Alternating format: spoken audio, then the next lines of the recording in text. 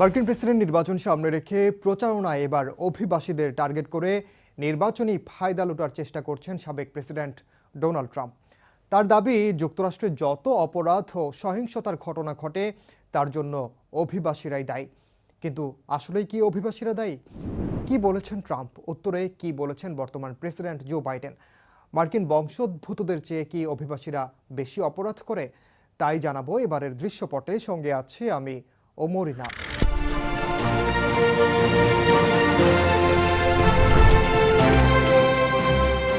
কি বলেছেন আসলে ট্রাম্প? এবছরের নভেম্বরে প্রেসিডেন্ট নির্বাচনে বর্তমান মার্কিন প্রেসিডেন্ট জো বাইডেনের সঙ্গে লড়াই করবেন সাবেক মার্কিন প্রেসিডেন্ট ডোনাল্ড ট্রাম্প।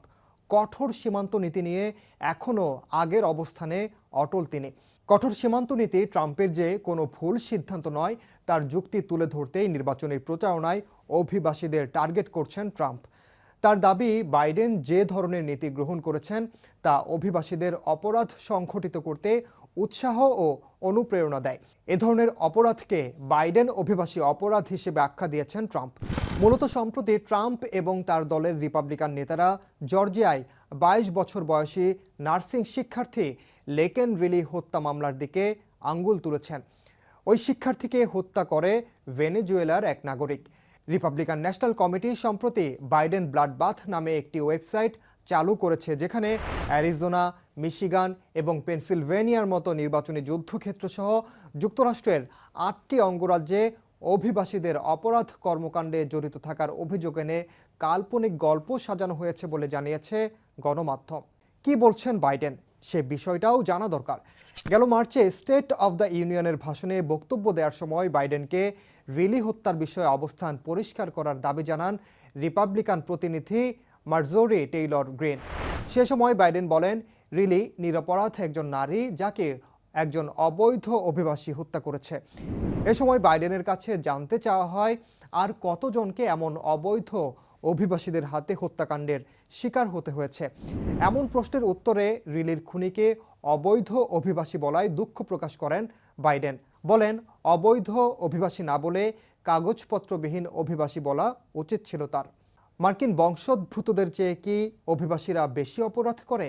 এমন প্রশ্ন ওঠাটাই এখন স্বাভাবিক। সেটাও তবে জানা যাক।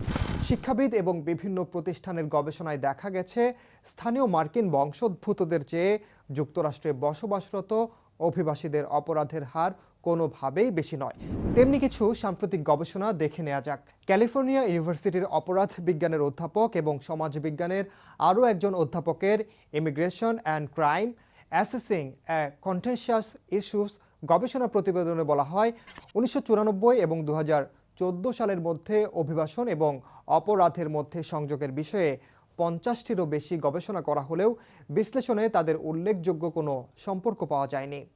স্ট্যানফোর্ড বিশ্ববিদ্যালয়ের ইকোনমিক্সের অধ্যাপক র্যান আব্রামিৎস্কি সহ 5 গবেষক law abiding immigrants, the incarceration gap between immigrants and the US born 1870-2020 শীর্ষক একটি গবেষণা প্রকাশ করেন, যেখানে মার্কিন আদমশুমারির তথ্য ব্যবহার করা হয়।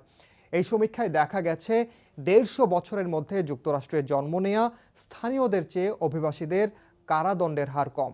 টেক্সাসের জননিরাপত্তা বিভাগের 2012 থেকে 2018 সালের তথ্য ব্যবহার করে comparing crime rates between undocumented migrants, legal immigrants and native born US citizens in Texas শীর্ষক গবেষণা প্রকাশ করেন উইসকনসিন ম্যাডিসন বিশ্ববিদ্যালয়ের সমাজবিজ্ঞানের অধ্যাপক এবং আরও 2 গবেষক, যেখানে বলা হয়, বৈধ অভিবাসী এবং যুক্তরাষ্ট্রে জন্ম নেওয়া মার্কিন নাগরিকদের তুলনায় অবৈধভাবে যুক্তরাষ্ট্রে অবস্থান করা অভিবাসীদের অপরাধমূলক ঘটনায় গ্রেপ্তারের হার কম। এমনকি অভিবাসীদের মধ্যে অপরাধ প্রবণতার কোনো প্রমাণ নেই বলেও সেই প্রতিবেদনে উল্লেখ করা হয়। এসব গবেষণা কতটা নির্ভরযোগ্য? একটু আগে যেসব গবেষণার কথা উল্লেখ করেছি তার সবই বিশ্ববিদ্যালয়ের একাডেমিক গবেষকরা পরিচালনা করেছেন। সেই সঙ্গে এসব গবেষণা পিয়ার রিভিউড জার্নালে প্রকাশিত হয়, অর্থাৎ এসব গবেষণা জালিয়াতি বা ভুল তথ্য দেওয়ার কোনো সুযোগ নেই। তাছাড়া গবেষণাগুলো মার্কিন আদমশুমারির রেকর্ড এবং যুক্তরাষ্ট্রে অবৈধভাবে অভিবাসীদের সংখ্যার অনুমান সহ বিভিন্ন তথ্য উপাত্তের উপর ভিত্তি করেই তৈরি করা হয়েছে। গবেষকদের একজন মাইকেল লাইট টেক্সাসের ডেটা বা পরিসংখ্যান ব্যবহার করেছেন। অপরাধের হার এক এক অঙ্গরাজ্যে এক এক রকম হলেও টেক্সাসের পরিসংখ্যানে গড় মিল হওয়ার কোনো সুযোগ নেই বলেই বলছেন বিশ্লেষকরা। কোনো গবেষণায় কি অভিবাসীদের অপরাধ প্রবণতা বেশি দেখা গেছে? অভিবাসীদের নিয়ে কাজ করা সংগঠন দ্য সেন্টার ফর ইমিগ্রেশন স্টাডিজের একটি গবেষণায় বলা হয়, অভিবাসীরা অন্যদের তুলনায় বেশি বা কম হারে অপরাধ করে এমন কোনো প্রমাণ পাওয়া যায়নি। তবে 1985 থেকে 2017 সাল পর্যন্ত অ্যারিজোনা অঙ্গরাজ্য কারাগারের ডেটা ব্যবহার করে 2018 সালে একটি প্রতিবেদন দেয় সংগঠনটি, যেখানে বলা হয় যুক্তরাষ্ট্রে বসবাসকারী অভিবাসীদের অপরাধে দোষী সাব্যস্ত হওয়ার সম্ভাবনা বেশি। আবার রক্ষণশীল অর্থনীতিবিদ জন লটের সমীক্ষায় দেখা গেছে যুক্তরাষ্ট্রে অভিবাসীরা আরও গুরুতর অপরাধ করে এবং দীর্ঘ সময়ের সাজা ভোগ করে। কিন্তু ক্যাটো ইনস্টিটিউটের নওরাস্তে এই প্রতিবেদনের সমালোচনা করে বলেন, লট এমন অভিবাসীদের অন্তর্ভুক্ত করেছেন যাদের যুক্তরাষ্ট্রে আইনি মর্যাদা রয়েছে। তারা অপরাধ করে ভিসার শর্ত লঙ্ঘন করতে পারে বলে মনে করেন তিনি। তবে কি সম্প্রতি অপরাধ প্রবণতা বেড়েছে অভিবাসীদের? অপরাধের হার নির্ধারণ করতে ব্যবহৃত ডেটা সাধারণত কয়েক বছরের পুরনো, তাই এটি স্পষ্টভাবে বর্তমান বা ভবিষ্যতের প্রবণতার আভাস দিতে পারে না বলেই মনে করেন বিশ্লেষকরা। বেশ কয়েকজন গবেষক বলেছেন গত এক দশকে অনেক বেশি পরিবার এবং শিশু সীমান্ত অতিক্রম করার সময় ধরা পড়েছে, যদিও পরিসংখ্যানগতভাবে তাদের অপরাধ করার সম্ভাবনা কম বলে মনে করেন তারা। উইসকনসিন ম্যাডিসন বিশ্ববিদ্যালয়ের অধ্যাপক মাইকেল লাইট বলেন, মার্কিন গবেষণা সামগ্রিকভাবে ইঙ্গিত করে না যে অভিবাসীদের অপরাধ করার সম্ভাবনা বেশি। বিদেশি বংশোদ্ভূত ব্যক্তিরা অপরাধ করে, এটা কোনো সন্দেহ নেই।